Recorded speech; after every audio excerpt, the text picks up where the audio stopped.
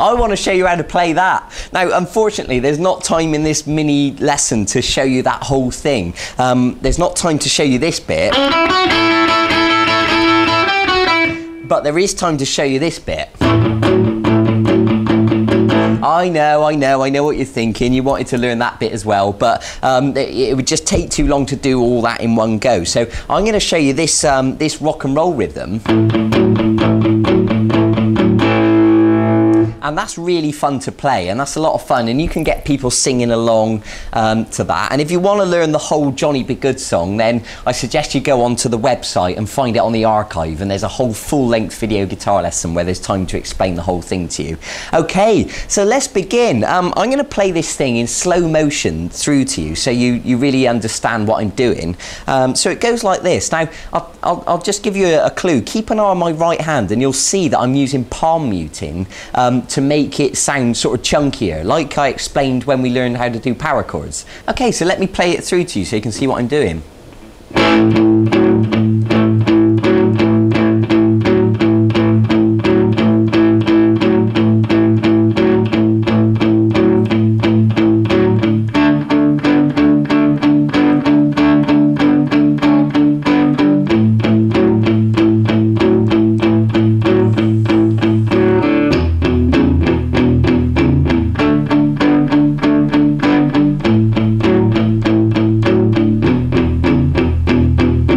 Okay, so that is known as a 12-bar sequence. You've probably heard of the 12-bar blues, and really rock and roll and blues are cousins. Really, blues is just a slower version of rock and roll. For example,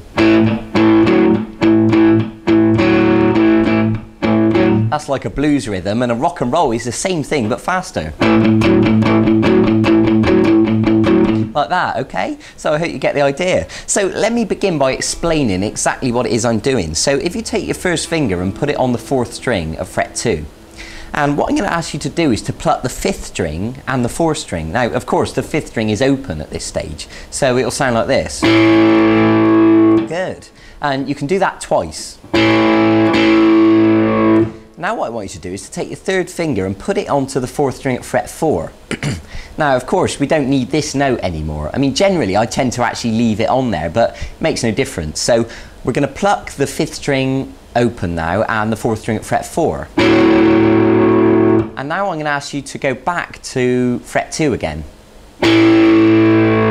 So I hope that makes sense. If we join it together, it should sound like this. Okay, now what I'm going to ask you to do is to play it twice.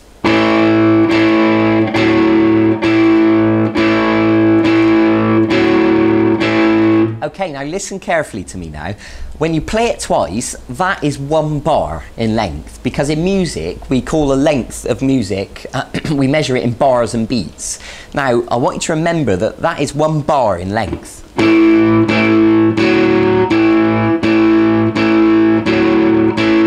Okay, now here's the thing. I'm going to ask you to play 4 bars, so it should sound like this.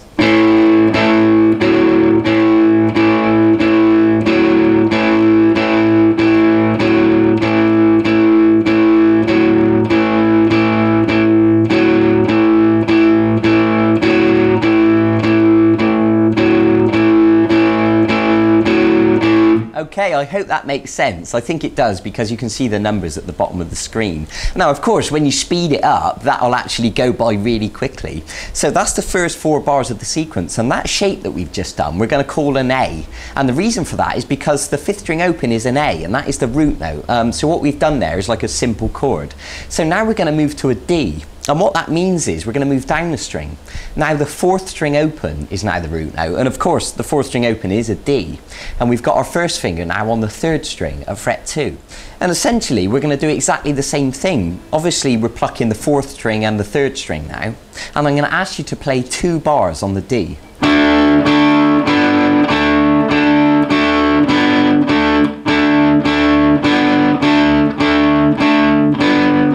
Good. So up to this point, we've got 4 bars of A and 4 bars of D. Now we're going to move our finger back again, back to the A. So we're now on the 4th string at fret 2 again, and we're plucking 5th string open and the 4th string.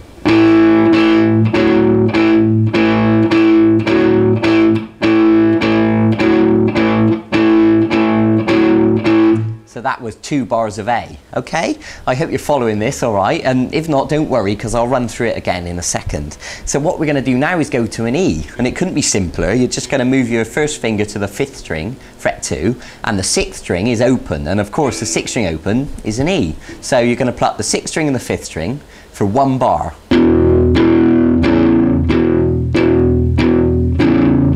Good. I hope you're following this, and of course if you need to pause it and just just catch up, that's absolutely fine, but I'll keep going for the second. We're going to go to the D again now for another bar. So that's the 3rd string at fret 2 and the 4th string open, and now we're going to go back to the A for 1 bar, and then we're going to finish on the E for 1 bar. Okay, now don't worry if you haven't memorised all that straight away, I wouldn't expect you to, but you might have noticed that that adds up to 12 bars. So let me talk you through that again. We got 4 bars of A.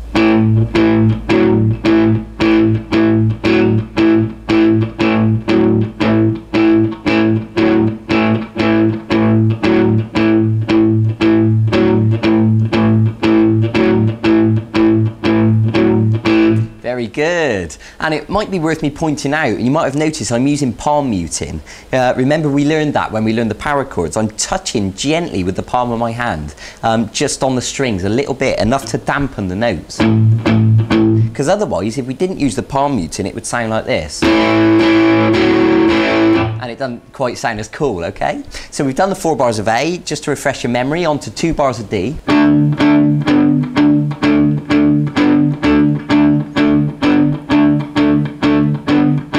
To 2 bars of A.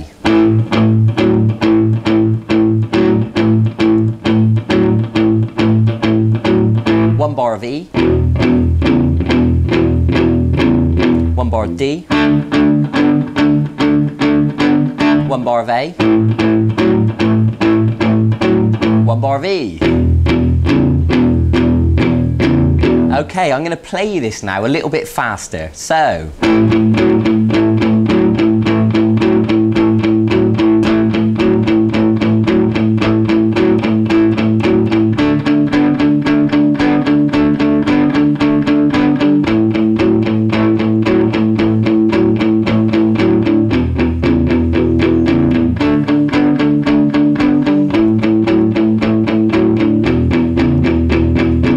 You can see that it sounds really cool once you get it up to that speed. So it's going to take a bit of practice for you to get it like that. You know, don't expect to get it perfect straight away. It took me a lot of time to practice and get it that smooth, okay? So be patient with yourself. I'm going to play it now at full speed so you can really get a feel for the energy.